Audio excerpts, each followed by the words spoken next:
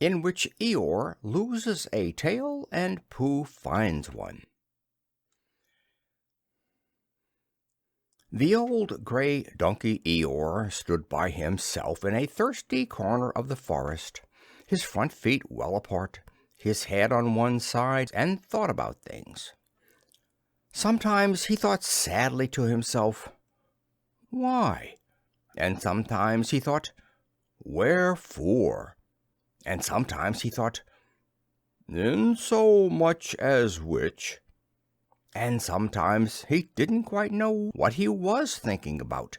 So when Winnie the Pooh came stumping along, Eeyore was very glad to be able to stop thinking for a little in order to say, "How do you do?" in a gloomy manner to him. "And how are you?" said Winnie the Pooh. Eeyore shook his head from side to side. "Not very how," he said. "I don't seem to have felt at all how for a long time." "Dear, dear," said Pooh, "I'm sorry about that. Let's have a look at you." So Eeyore stood there gazing sadly at the ground, and Winnie the Pooh walked all round him once. "Why, what's happened to your tail?" he said in surprise. "What has happened to it?" said Eeyore. "It isn't there." "Are you sure?" "Well, either a tail is there or isn't there. You can't make a mistake about that. And yours isn't there." "Then what is?" "Nothing." "Let's have a look," said Eeyore, and he turned slowly round to the place where his tail had been a little while ago, and then, finding that he couldn't catch it up, he turned round the other way until he came back to where he was at first, and then he put his head down and looked between his front legs, and at last he said with a long, sad sigh, "Oh, I believe you're right." "Of course I'm right," said Pooh. "That accounts for a good deal," said Eeyore gloomily. "It explains everything. No wonder." "You must have left it somewhere," said Winnie the Pooh. "Somebody must have taken it," said Eeyore. "How like them," he added after a long silence. Pooh felt that he ought to say something helpful about it, but didn't quite know what. So he decided to do something helpful instead. "Eeyore," he said solemnly, "I, Winnie the Pooh, will find your tail for you." "Thank you, Pooh," answered Eeyore. "You're a real friend," said he. "Not like some," he said. So Winnie the Pooh went off to find Eeyore's tail. It was a fine spring morning in the forest as he started out. Little soft clouds played happily in a blue sky, skipping from time to time in front of the sun as if they had come to put it out, and then sliding away suddenly so that the next might have his turn.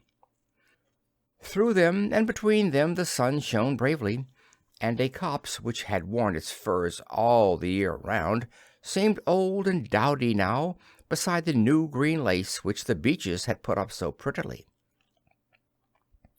Through copse and spinney marched Bear, down open slopes of gorse and heather, over rocky beds of streams, up steep banks of sandstone into the heather again, and so at last, tired and hungry, to the 100-acre wood, for it was in the 100-acre wood that Owl lived.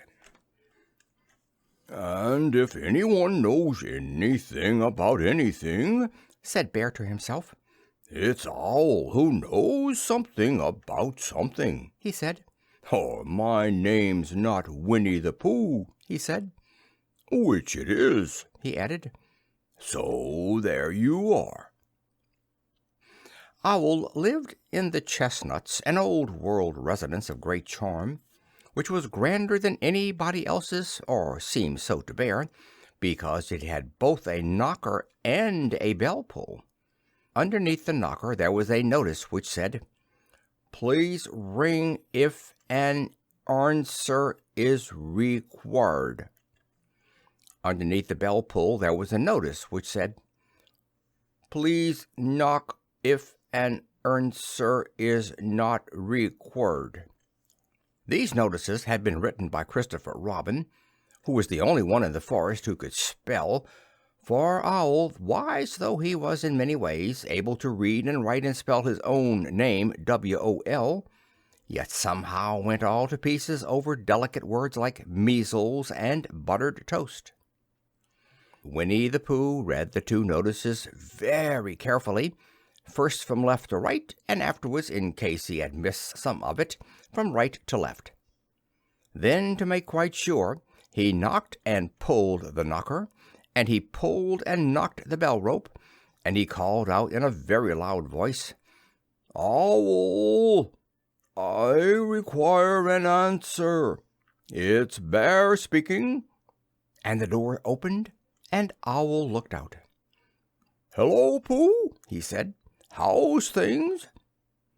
"Terrible and sad," said Pooh, "because Eeyore, who is a friend of mine, has lost his tail, and he's moping about it. So could you very kindly tell me how to find it for him?" "Well," said Owl, "the customary procedure in such cases is as follows." "What does customony proceed cake mean?" said Pooh, "for I am a bear of very little brain, and long words bother me." "It means the thing to do." "As long as it means that, I don't mind," said Pooh humbly. "The thing to do is as follows. First issue a reward, then—" "Just a moment," said Pooh, holding up his paw. "What do we do to this? What were you saying? You sneezed just as you were going to tell me." "I didn't sneeze." "Yes, you did, Owl." "Excuse me, Pooh, I didn't. You can't sneeze without knowing it." "Well, you can't know it without something having been sneezed." "What I said was, first issue a reward." "You're doing it again," said Pooh sadly. "A reward," said Owl very loudly. "We write a notice to say that we will give a large something to anyone who finds Eeyore's tail." I see," said Pooh, nodding his head. "Talking about large somethings," he went on dreamily, "I generally have a small something about this time in the morning," and he looked wistfully at the cupboard in the corner of Owl's parlor. "Just a mouthful of condensed milk or what not, with perhaps a lick of honey." "Well, then," said Owl, "we write out this notice, and we put it up all over the forest."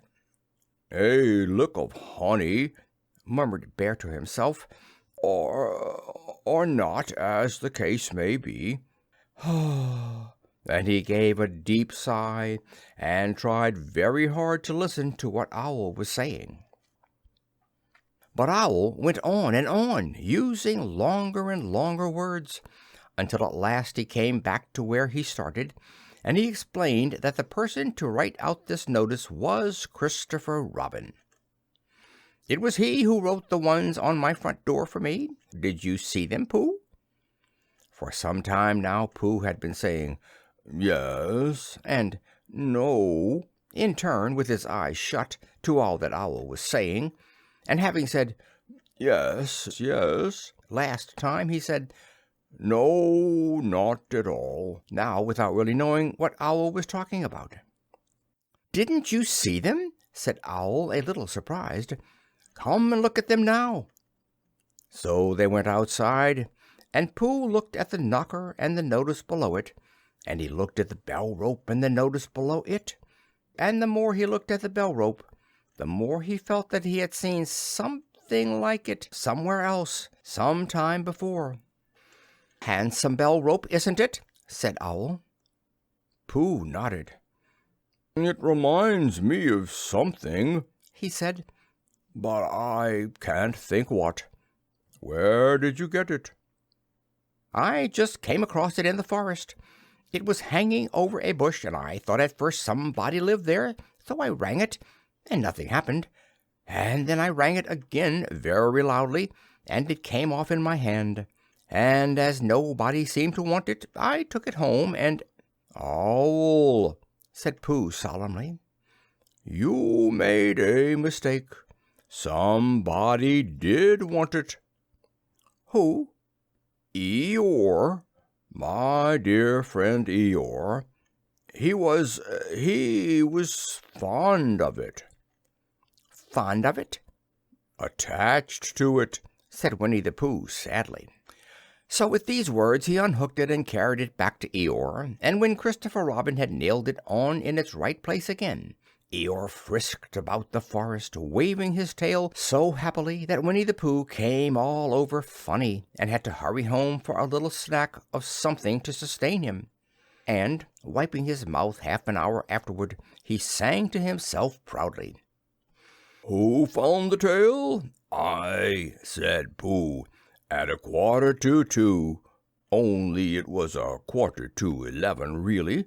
I found the tail."